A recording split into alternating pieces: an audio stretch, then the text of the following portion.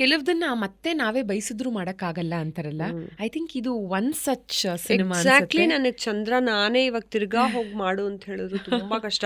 ಆ ಕರ್ಟನ್ಗಳು ಮ್ಯಾಚ್ ಮಾಡ್ತಿದ್ದೆ, ಮತ್ತೆ ಆ ಬೆಡ್ ಅವಳದು ಮ್ಯಾಚ್ ಮಾಡ್ತಿದ್ದೆ, ಅವಳ ಕಾಸ್ಟ್ಯೂಮು ಪ್ರೇಮ್ ಕಾಸ್ಟ್ಯೂಮ್ ಎಲ್ಲ ನೀವು ನೋಡಿ ನಾನು ಹೆಂಗೆ ಡಿಸೈನ್ ಮಾಡಿದ್ದೀನಿ ಅಂತ.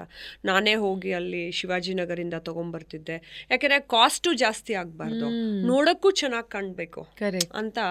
ಅವಳು ಒಂದೊಂದು ಹಾಡಲ್ಲಿ ಹಾಕೊಂಡ್ರು ಉಂಗುರ ಎಲ್ಲಾನು ಕೂಡ ಅದು $150 ಇದೆ, ಅದನ್ನು ಅವ್ರಿಗೆ ಹೇಳ್ತಿರ್ಲಿಲ್ಲ ಹೀರೋ ಹೀರೋಯಿನ್ಗೆಲ್ಲ. ನಾನು ಎಷ್ಟು ದುಡ್ಡಿಗೆ ತರ್ತಿದ್ದೆ ಅದು ನನಗೆ ಗೊತ್ತಿತ್ತು.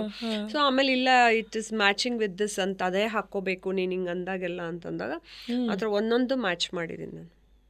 ಲವ್ಲಿ. ಆ್ಯಂಡ್ ಜನರ ರೆಸ್ಪಾನ್ಸು ಅಷ್ಟೇ ಬ್ಯೂಟಿಫುಲ್ ಇತ್ತು ಚಂದ್ರ ಸಿನಿಮಾಗೆ. ನನಗೆ ಡಿಸ್ಟ್ರಿಬ್ಯೂಟ್ರು ಅಂದರೆ ಸರ್, ನನಗೆ ಇವರು ಡಿಸ್ಟ್ರಿಬ್ಯೂಷನ್ ಗಂಗರಾಜು ಸರ್ ಮಾಡಿಕೊಟ್ರು ಥಿಯೇಟ್ರ್ಗಳನ್ನು ಕೊಡೋವಂಥ ವ್ಯಕ್ತಿಗಳು ನಂಗೆ ತುಂಬ ಮೋಸ ಮಾಡಿದ್ರು. ಏನಕ್ಕೆ ಅಂತ ಗೊತ್ತಿಲ್ಲ ನಮ್ಮ ಫಿಲಮ್ನ ಆ ರೀತಿ. ಬಟ್ 5 ಫಿಲಮ್ ರಿಲೀಸ್ ಆದ್ರೂ ಆ ವಾರದಲ್ಲಿ ನನ್ನದೇ ಫಿಲಮ್ ಚೆನ್ನಾಗಿ ಓಡಿದ್ದು, 50 ದಿನಗಳು ಓಡ್ತು. ಬಟ್ ನಂದು ಅಷ್ಟು ಕೋಟಿ ಕಲೆಕ್ಷನ್ ಆದ್ರೂ ನನ್ನ ಕೈ ಕೊನೆಗೆ $6 ಲಕ್ಷ ಕೊಟ್ಟರು.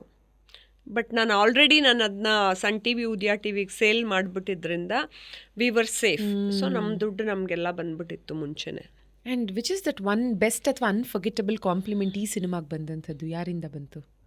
ಕಾಂಪ್ಲಿಮೆಂಟ್ ಶ್ರೇಯಾನು ಕೊಟ್ಟಿದ್ರು. ಹಾಂ.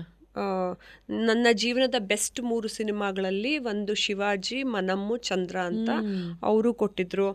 ಆಮೇಲೆ ಬೆಸ್ಟ್ ಕಾಂಪ್ಲಿಮೆಂಟು ನೀವು ಇಷ್ಟಪಡೋ ವಿವೇಕನೇ ಅನೌನ್ಸ್ ಮಾಡ್ಬೇಕಾದ್ರೆ ನನ್ನ ಫಿಲಮಲ್ಲಿ 2 ಹೀರೋಯಿನ್ಗಳಿದ್ದಾರೆ, ಒಂದು ನನ್ನ ಬ್ಯೂಟಿಫುಲ್ ಡೈರೆಕ್ಟ್ರು, ಇನ್ನೊಂದು ಶ್ರೇಯಾ ಸರಣ್ ಹೀರೋಯಿನ್ ಅಂತ. ಆ ಕಾಂಪ್ಲಿಮೆಂಟ್ನ ತಮಿಳ್ನಾಡಲ್ಲಿ ರಿಲೀಸ್ ಮಾಡಬೇಕಾದ್ರೂ ಹೇಳಿದರು. ಆ ಥರ ಎಷ್ಟೊಂದು ಕಾಂಪ್ಲಿಮೆಂಟ್ ಇದೆ. ನಂದು ಓಂಕಾರದಲ್ಲಿ ಝೇಂಕಾರ ಇವತ್ತಿಗೂ ನನ್ನ ಕಾಲರ್ ಟ್ಯೂನ್, ಅಷ್ಟೊಳ್ಳೆ ಸಾಂಗು.